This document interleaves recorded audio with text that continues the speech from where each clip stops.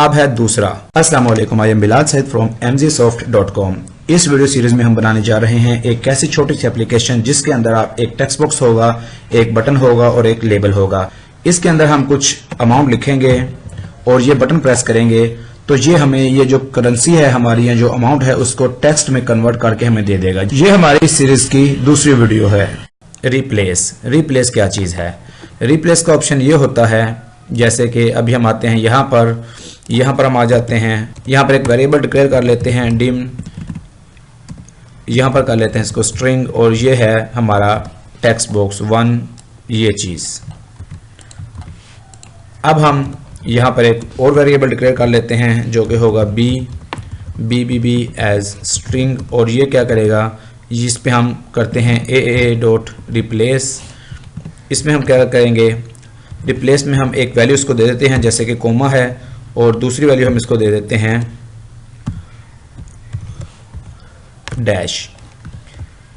अब आप ये देखिए छोटा सा एक हमारा कोड है, यहाँ पर मैं बी कर देता हूँ।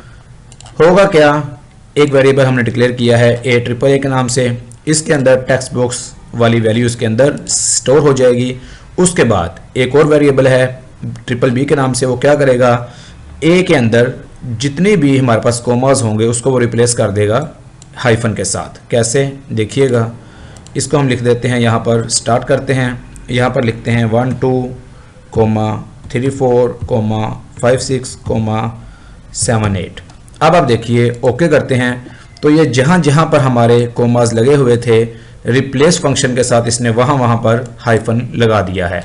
रिप्लेस का ये मतलब है यानी कि कोई भी हम जो स्ट्रिंग है, कोई एक करैक्टर है या ग्रुप ऑफ करैक्टर्स हैं, उनकी जगह हम अपनी मर्जी का कोई करैक्टर या ग्रुप ऑफ करैक्टर्स लगा सकते हैं। अब अगर हम चाहते हैं कि जो हमारे कोमास थे उनको बिल्कुल ख़त्म कर दिया जाए, वहाँ पर कुछ भी ना आए, तो हम इसको ऐसे कर देंगे।